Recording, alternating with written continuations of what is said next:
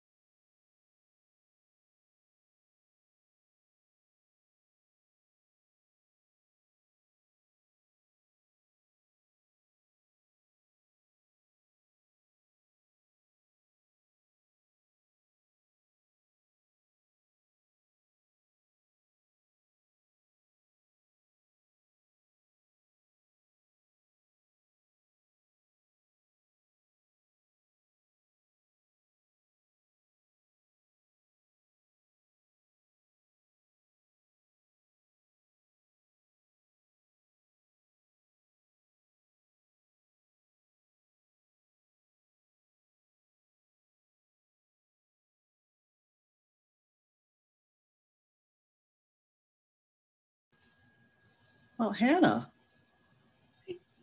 we can Yeah. actually talk. We actually can talk to each other now. Wow, this is so bizarre. Oh, In the office, it's like we have to be wearing masks and everything. It's super yeah, awkward. yeah. That cuts down on the casual socializing, Yeah. which is unfortunate. Uh, But at least we can actually like be in person.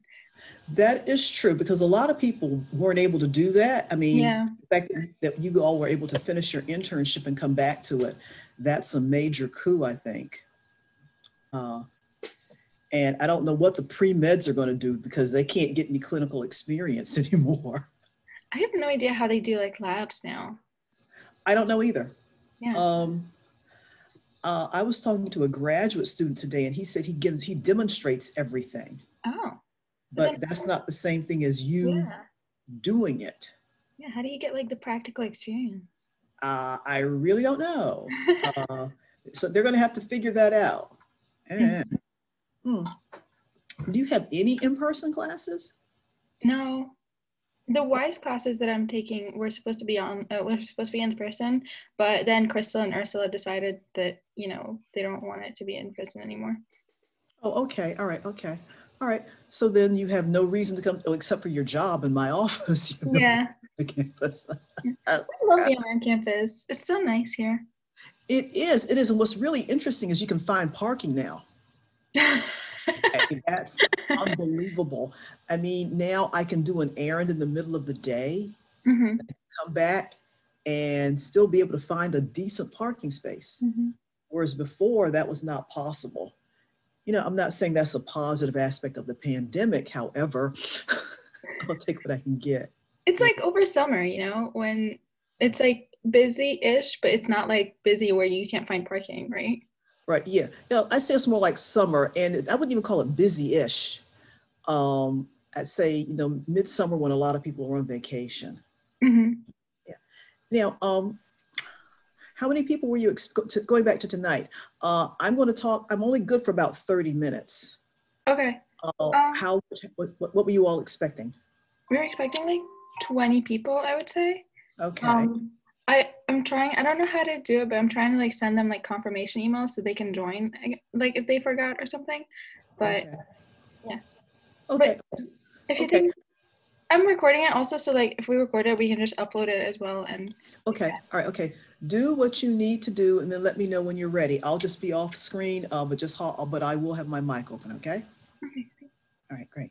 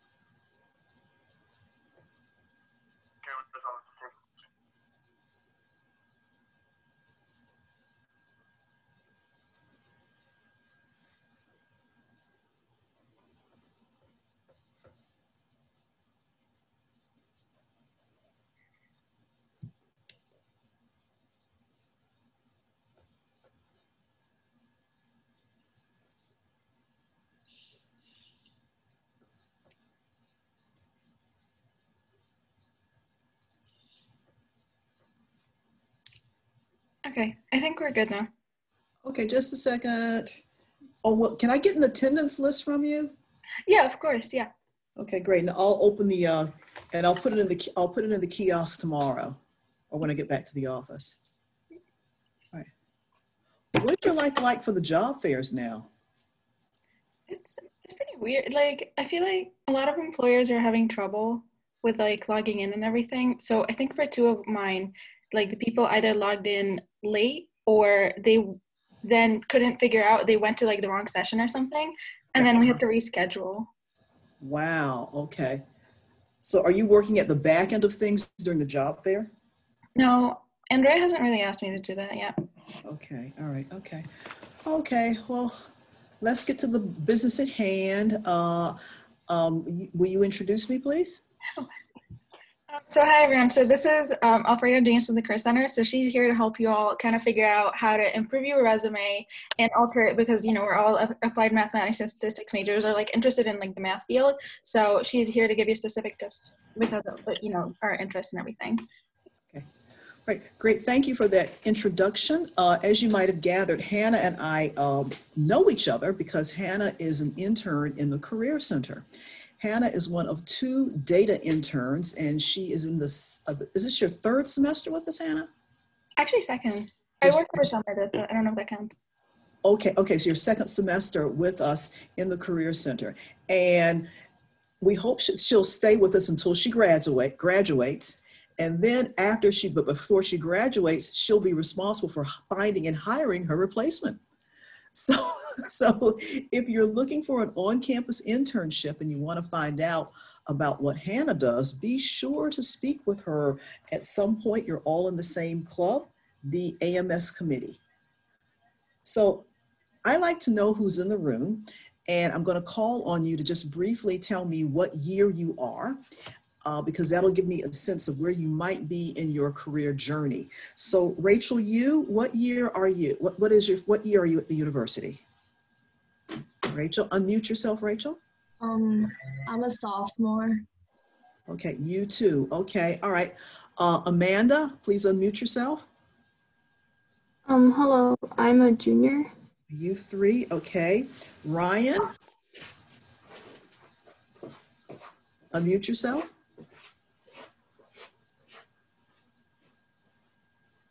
Ryan, I didn't hear you. What year are you? We might be having trouble with this microphone. Miriam, what year are you? Hi, I'm graduating this semester, and Ryan's mic isn't working, but he is too.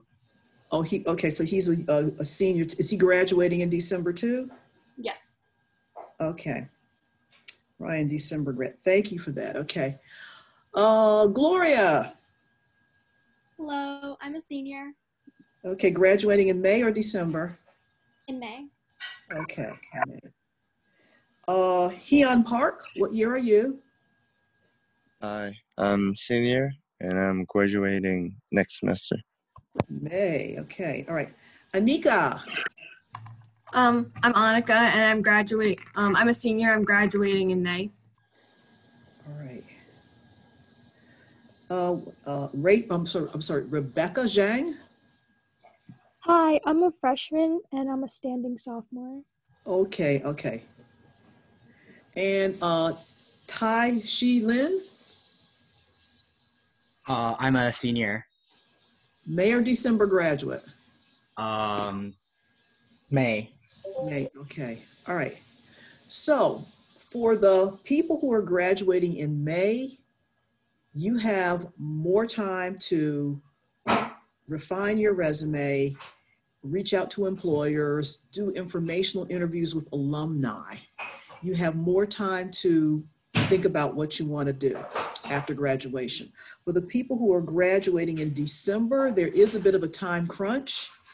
And, you know, in the chat box, I have a question for you. What might be some of the biggest things that are worrying both Ryan and Miriam about their December graduation? What might they really be concerned about right about now? And please, okay, the pandemic, yes, that's true, yes. Anything else?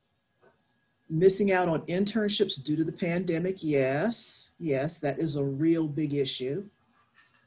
Certainly valid. One more.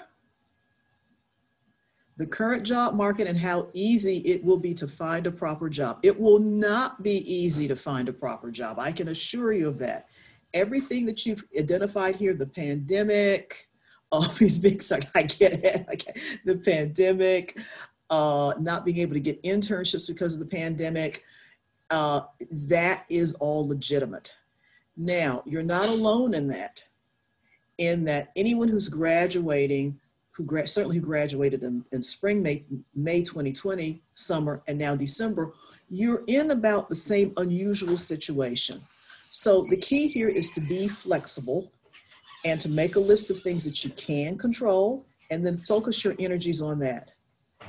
Because being, you know, allowing yourself to get wrapped up in what you missed is really not going to help see what's available to you.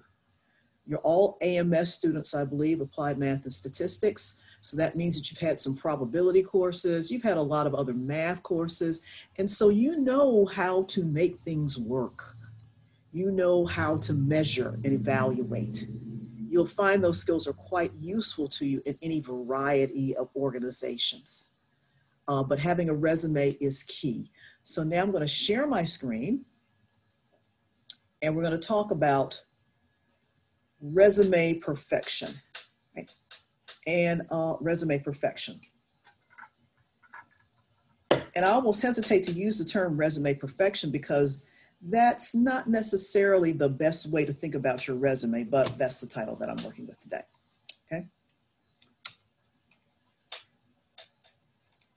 Oh, okay, so the goal of your resume represents your brand, and it represents certain things that you've done or accomplished in your time at Stony Brook. So the first step with your resume is you have to determine, what do you want to be known for? Do you want to be known for your communication skills, your collaboration skills, your accuracy? And part of your resume development really is all about how other people see you.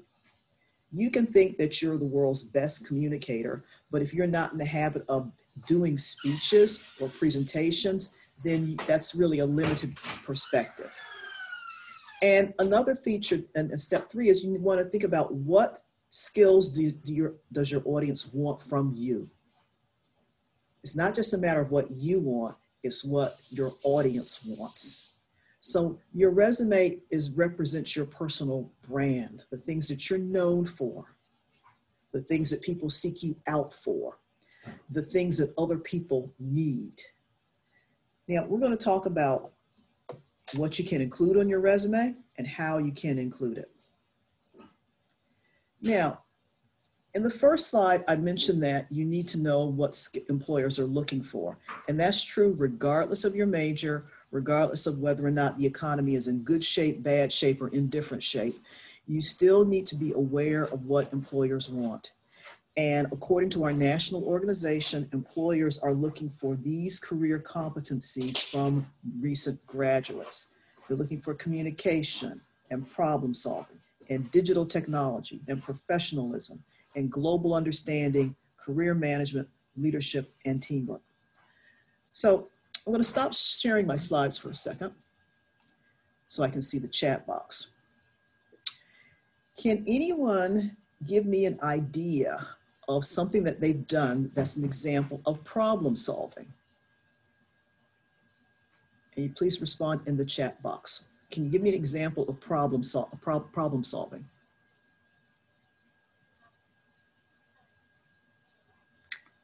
Right. TA for an AMS class, yes. Okay, yes. Anything else? problem solving. If there are any RAs in the room, then you have to solve problems all the time as a resident advisor. If any of you has a job in a retail setting, you are problem solving there all the time. If you happen to have any other type of job or you've had a job for a long period of time, you are definitely solving problems, coming to a compromise. Great. So your resume should reflect, of course, your coursework and your course projects and your research, but your resume can also include the experiences that have given you skills related to problem solving and teamwork and leadership. So it's not just what you get out of the classroom, it's what you get out of your entire education. I'm going to go back to sharing my slides again. All right, so you can pick up these skills from anywhere. It's not just a particular internship. It's not just one particular class. Your life as a Stony Brook student, your life as a person can give you all of these skills. Now, there are some skills that definitely come from the classroom, like learning programming languages. But you can also teach yourself programming languages as well. Let's see if I can find the advanced next button slides. I think my mouse might have died, so just a second. Bear with me while I panic. Okay, there you go. Okay. All right. Now, when employers look at a resume, they're going to screen for the GPA. So your resume should have your GPA on it. As a rule of thumb, if your GPA is 3.0 or higher, it goes on your resume. And they're also looking for those problem-solving skills. So for example, if you have done a team project, or again, if you've had a job, that's an example of what you could use on your resume. Your retail job can be useful for your future employment, even though you have no interest in retail. 82% of employers look for written communication skills. Again, if you're in the team project and you're the person responsible for writing the report, you need to say so. Valuable skills that an employer will want to see on a resume. Now, in terms of the format and design of your resume, this is just a small list of what can go on your resume, starting with your contact information, your key strengths, your education, related experiences, research projects, languages, leadership, and professional references can be on a second page. Now, how many of you have transferred to Stony Brook? Who is a transfer student that's here? And use your emojis so that I can see, because I can't see the chat box at this point in time. Okay. All right. All right, I am. Okay, so then where are you transferring from? Please unmute yourself. Ah, you're from Taiwan. Okay. So when you transfer, it's okay to include your first institution on your resume. However, your Stony Brook degree information should come first. Right? Oh, I see there's another question in the chat box. If we are self-taught for a coding language, would we mention it, that it is self-taught? By all means, mention that even if you're self-taught, mention that you are self-taught, and then find a way to volunteer your coding skills to some organization or somehow wend your way into some other type of work so that you can practice that. Okay. Alfreda, would you like me to read the question? If you're sharing the screen, would you like me to read the questions that pop up in the chat box? Yes, please, because I can't always see them. Yes, okay. All right, so I'll go back to share, okay? And there's a question, are these percentages applied to every field of the job market? Yes, they are. There are some common themes that come up with employers. With employer research. And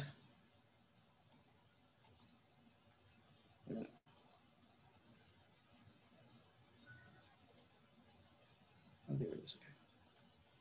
All right. This was a national survey from 2019. And we asked several thousand, NACE, that's the National Association of Colleges and Employers, sought this information from employers, asking them what influences your decision between two equally qualified candidates. And the attributes are the GPA that they screen for, the existence of problem-solving skills, and of course, written communication across the board, regardless of major. So if you are a freshman or a sophomore, you have more time to develop your written communication skills and your problem-solving skills. Okay. So let's go back to the order of information.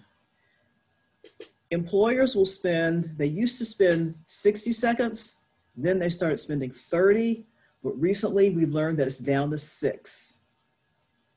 So as an undergraduate, you have to have a one-page, single-sided, well-constructed resume in order to manage that 60 seconds, that 6-second scan. And you also have to think in terms that your resume will be scanned by a computer as well through an applicant tracking system. You want to tailor your resume so that it gets the attention of your recruiters. You don't want to have a generic resume. You want to have key words on your resume that are related to the job you're seeking. So you might use the word caseload if you happen to serve patients or clients, or grant writing or fundraising. You just don't say problem solving, you talk about the problem that you solved. And if you can, set some numbers to whatever it is that's on your resume. Recent and relevant is another big tip. If you are a first-year student, you can still refer to high school on your resume. If you are a senior or a junior, high school needs to be less of a factor, unless you're applying to graduate school and you won a national award when you were in high school. Other than that, the high school experience is of lesser and lesser importance. I'm going to skip to tip number 4, proofread, proofread, proofread. You don't want formatting mistakes that will drive people crazy. You don't want to have fancy fonts on your document because the applicant tracking systems will misinterpret that. And that's how you end up not getting selected sometimes, because the ATS, the applicant tracking system, cannot manage the information that you put in there. Use numbers to define your accomplishments. If you increased membership, if you made something more efficient by 25%, say so. If you're the treasurer of an organization, say so. You need to sell yourself in your resume. More than anything else, your resume represents what you're good at, and it also is generated to help get you the interview. The resume gets you the interview, not the job, it gets you the interview.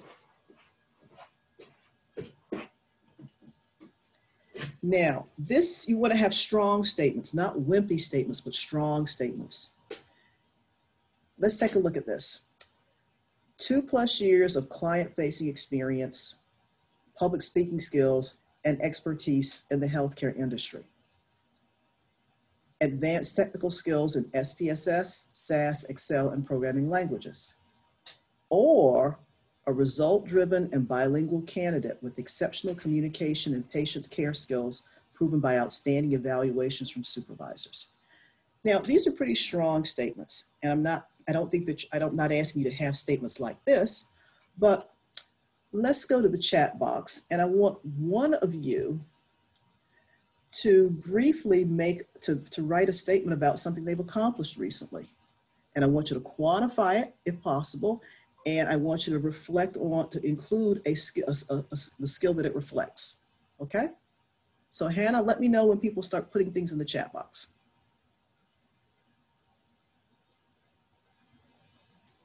I want you to get in the habit of writing about your accomplishments. Okay, so Ryan wrote that he wrote a math research paper that won a gold medal at the New York Metropolitan Math Fair during his senior year of high school, and he's asking if he can include that. Ryan, what are you looking for?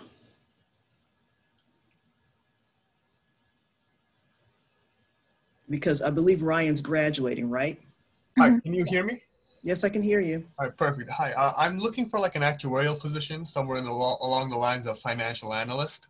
Okay. Have you taken the actuarial exam yet? No, but I will be taking by the end of the year. Okay. So then what needs to be on your resume is that you're scheduled to take that exam. Yes, I've included that. Okay, great. And you would include the math award from high school because it's well known. You would include that at the bottom of your resume. I see. Under skills/experience. No, I would include because it was 4 years ago. Chronologically, it needs to appear at the bottom end of your resume. I see. Because the top part of your resume needs to focus on your recent and relevant experiences. Understood. Thank you very much. Okay, great. All right. Okay. So, Hannah, what else is in the chat box? That's the only one I saw. Okay. All right. So, let's see. Miriam, do you have a resume organized? Yes. Okay. All right. Can you type in one item from your resume, one accomplishment that appears on your resume? Yeah, sure. 1 second. Mm-hmm.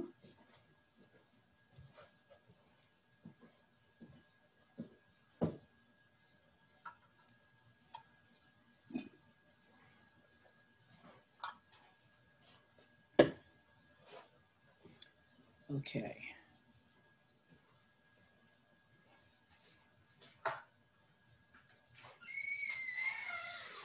So while she is typing that, what she's doing is she's giving me insight into how she's describing her. She's giving me insight into her brand. And then we're going to see if she's using verbs to describe what she's accomplished.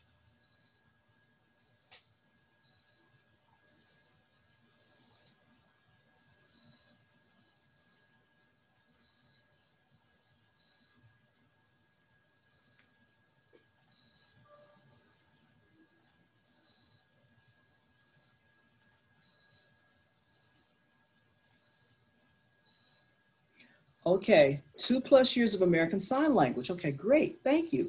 Okay, so Miriam, I've got a question. Did you have to interpret for anyone?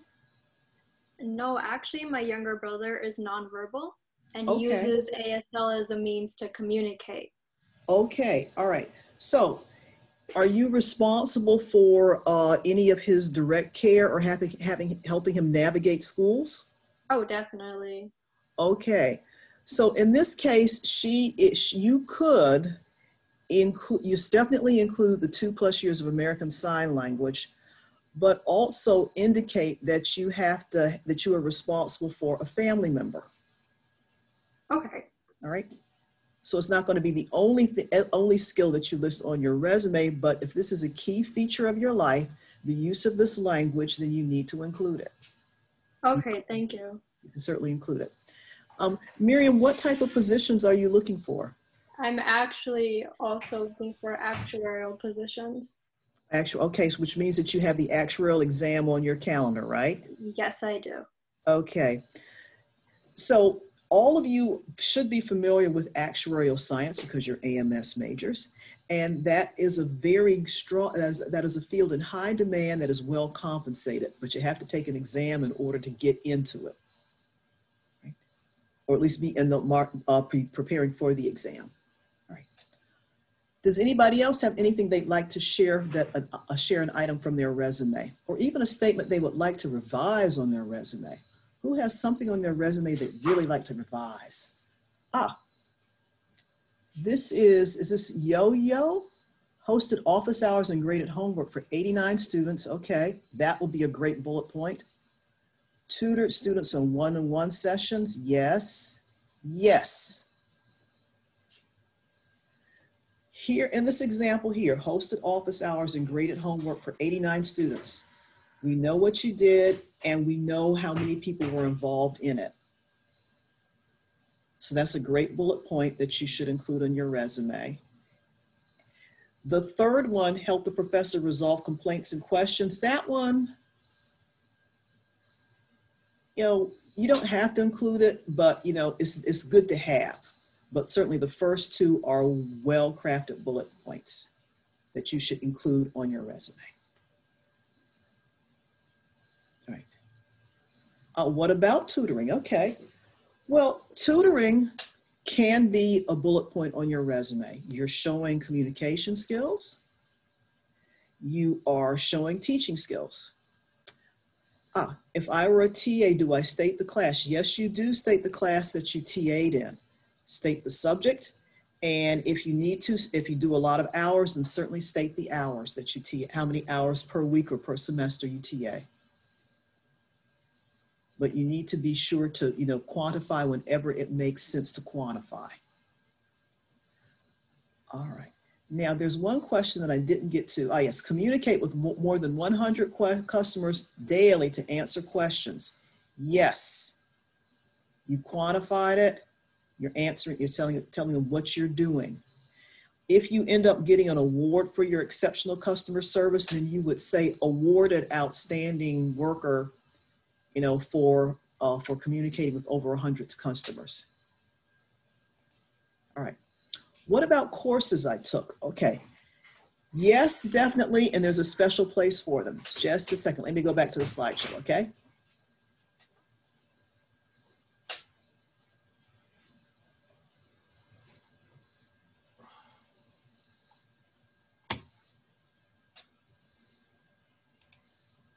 All right. Now, this is a sample resume that you're seeing here. You'll see here at the top, name, and you want to economize. So your name in the middle, and then your address and contact information under here. This way it only takes up 2 lines.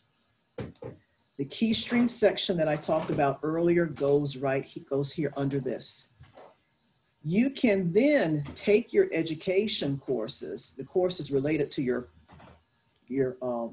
target industry, and put them right under the education section, right here. All right, right here.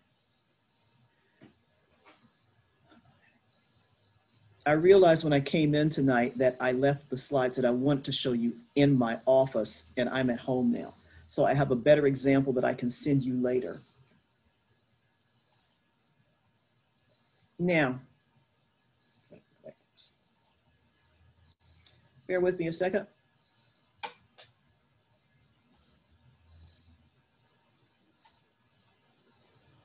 I am going to find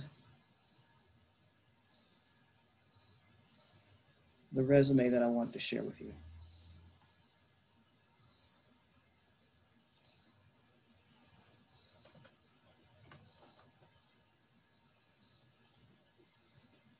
No, that's not going to work. Okay.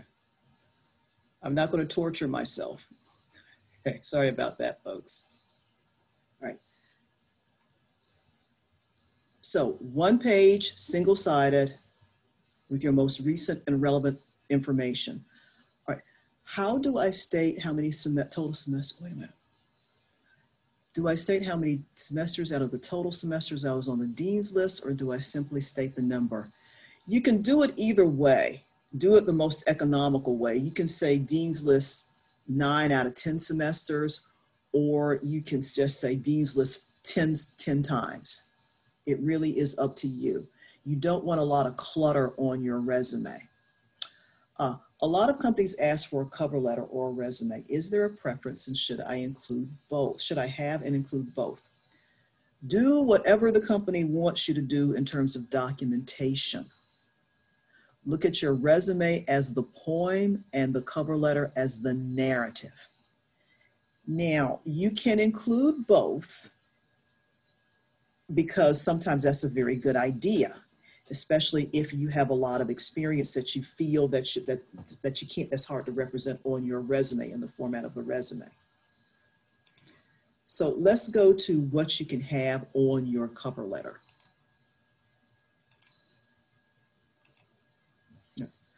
A cover letter is essentially 3, maybe 4 paragraphs.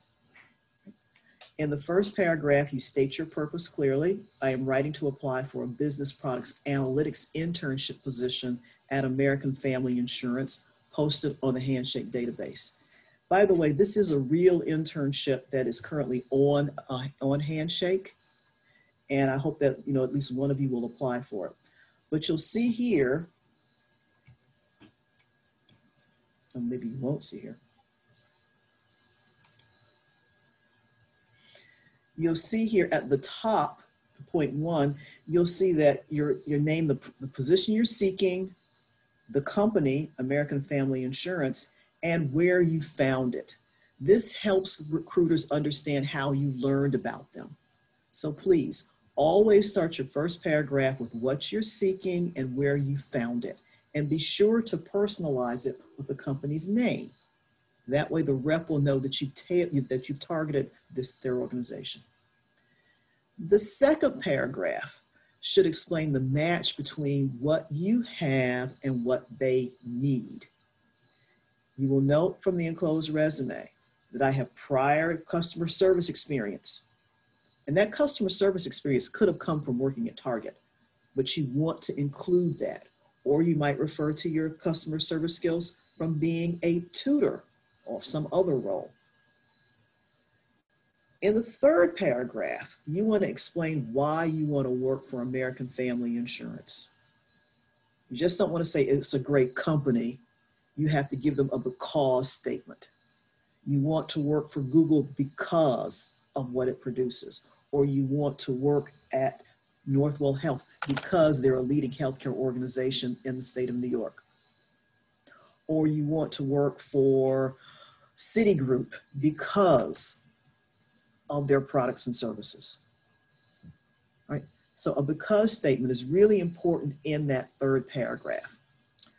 Finally, you want to sound confident and include that you want an interview, that you're requesting an interview. And that fourth paragraph is a great time for you to reinforce that you know something about the position that you're applying for. Again, you talk about the product analytics internship. You use the language that the company has included in its job description so that they see that you've been paying attention to you've been paying attention to the job ad and that you were targeting the organization. Now, if you're graduating in December, you really need to make an appointment for your resume review. You can have a professional review your resume. You can have Hannah track me down and I'll review your resume. But you need to have someone take a look at it so that you can best position yourself on the job market. Also, Alfreda, would you mind also after this meeting sending me the slides so I can share it with everyone who attended? I most certainly will. I will. In fact, I want to make sure that I send you the right slides, okay? Because remember, I had edited some when I was back in the office, and then I did not. I guess I didn't save it because I had changed the slides so that they were more AMS related. Mm-hmm. I had removed the healthcare references. Okay. All right. We actually have a few questions, if you don't mind. Okay, so what are the questions, please? Okay, so this person, Yo-Yo, is saying, as a sophomore without much work experience, should I be worried about not having enough experiences on my resume? At this point, freshmen and sophomore students are focusing on building. So being involved in the AMS committee or other groups on campus or in your neighborhood, essential. You are building, which means that sometimes you're doing things that are directly related to your major, sometimes you're not. Build. So don't worry about it, just get involved. Okay? Also, Miriam, I believe Miriam is graduating in December, right? Yeah. She says, I don't have a lot of experience, unfortunately. I've worked as an administrative assistant for a chauffeuring company and in a tutoring company. How do you recommend filling in gaps in my resume? Okay, Miriam, I see those as opportunities in that you have to deal with high volume, people who can be somewhat demanding, and a very unpredictable environment. So the idea is to identify the transferable skills that you've gained from those roles and then look for employers that value those transferable skills. When a company says we have a fast-paced environment, you raise your hand and say, yeah, okay, I know about fast-paced. If they ask for employees who can pivot, yes, because of that, because of the where you work, you know about pivoting all the time. Yeah. So this is where you would talk to, let's say, me or, in fact, Miriam. How do you spell your last name? Jebran, J-E-B as in boy, R-A-N as in Nancy. Okay, so you and I are going to find time to sit down and talk next week, okay? Thank you so much. All right. All right. Yeah, okay. And you hopefully are considering coming to the job fair. Oh, yes, I am scheduled Okay. for that. Right, because there are a couple of because tomorrow is the IT and computer science fair. But the fair that will probably have the most employers looking for your skills as an AMS student are probably going to be engineering and business. I did happen to find a few business analyst positions for Okay. tomorrow's job fair. Okay. I'm definitely looking forward to the following ones as well. Okay, yes, those job fairs are calling your name. Okay, thank you. Okay, all right, okay. All right. Hannah, are there other questions? Nope, not right now. Okay, all right. So there are samples of resumes on the Career Center's website. And I'm not going to try my luck and find them to get and access that link right now since I've had such bad luck. Yeah, like I said, yeah, the links aren't even active and they were earlier. Okay. I can access one if you would like me to, that from a presentation that Crystal once shared with us. Yes, please do. I'll Okay. stop sharing. Yeah. Oh, I'll just need to find it, so give me a minute. Mm-hmm.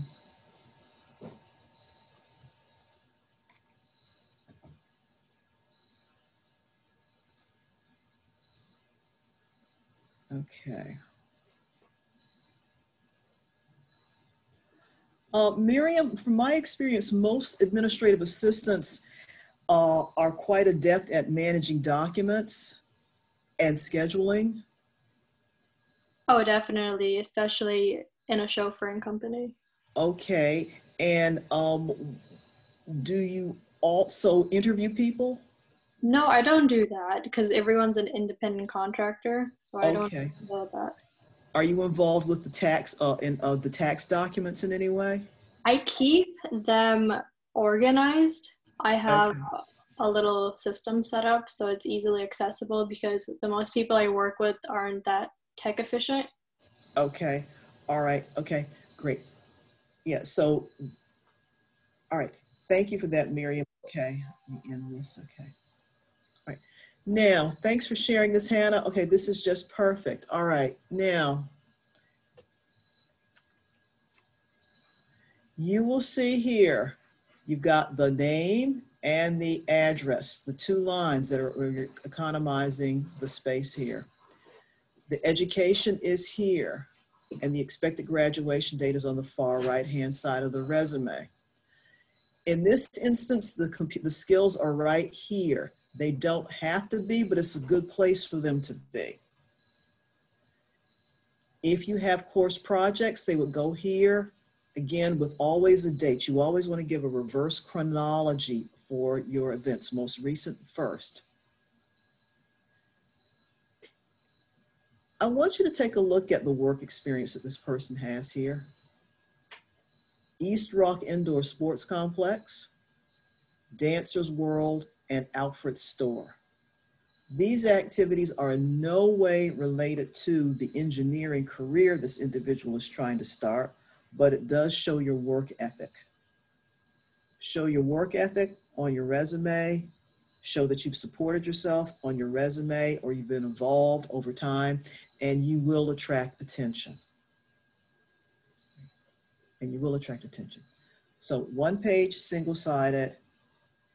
And are there any other questions?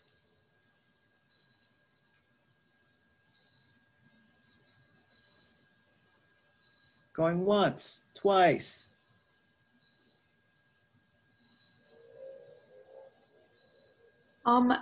they have a project section.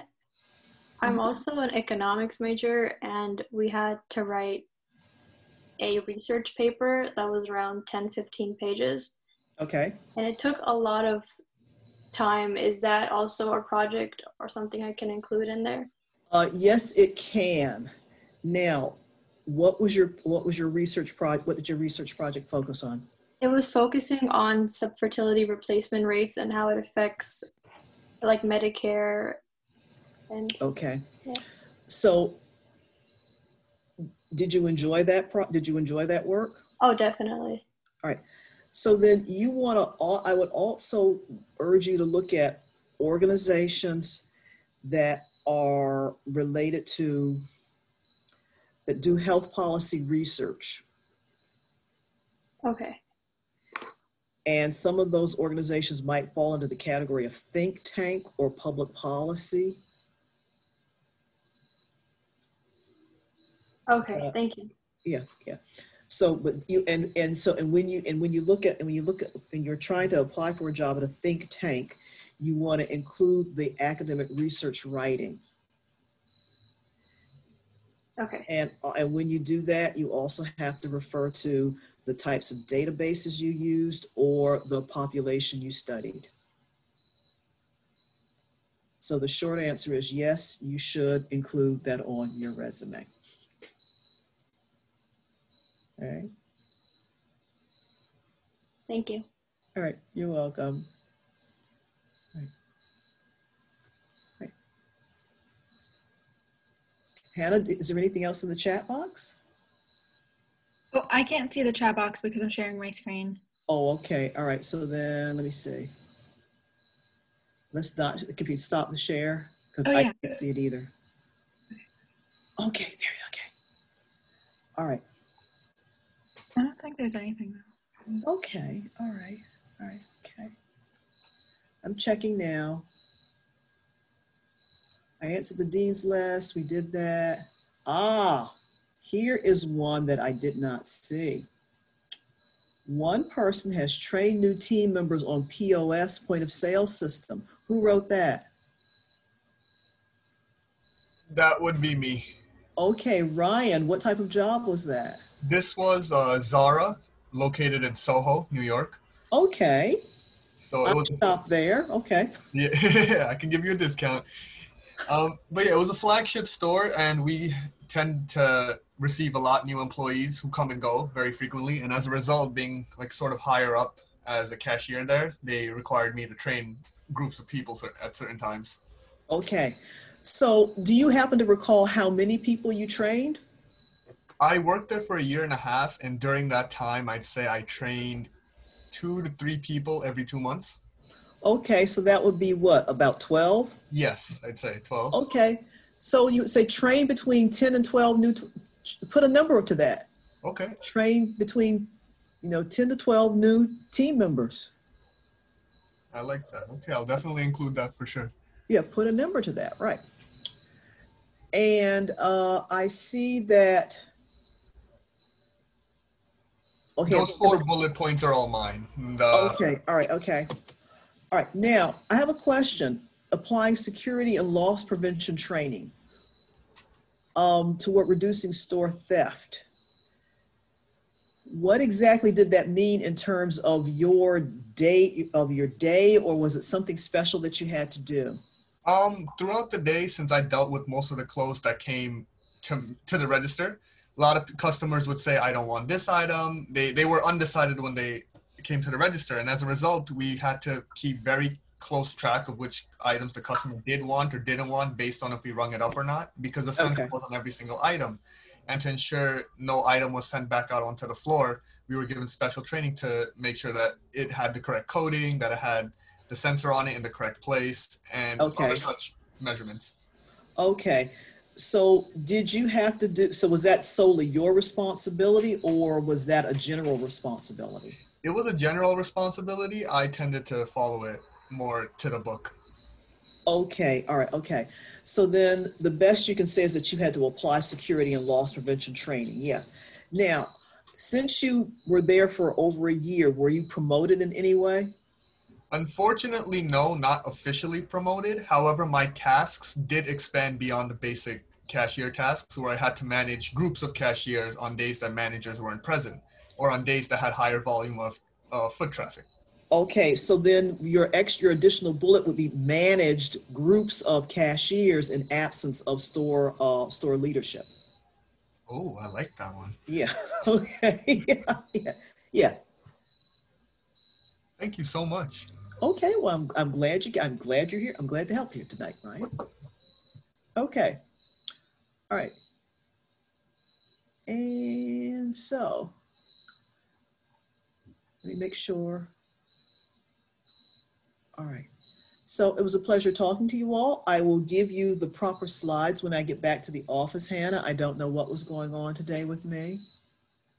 Thanks. And I will definitely make Miriam, you're going to get an email from me probably after we get off the call tonight. And I am going to set up an appointment for you, okay? Thank you. That's so funny. I was about to email you right after this. Okay, well, go ahead and send me the email and just tell me what days of the week you're available, okay? Okay, of course. Thank you so much. All right. Take care. Good night, everybody. Good night. Thank you so Good much. night. Thank you. Thank you. Thank you. Thank you.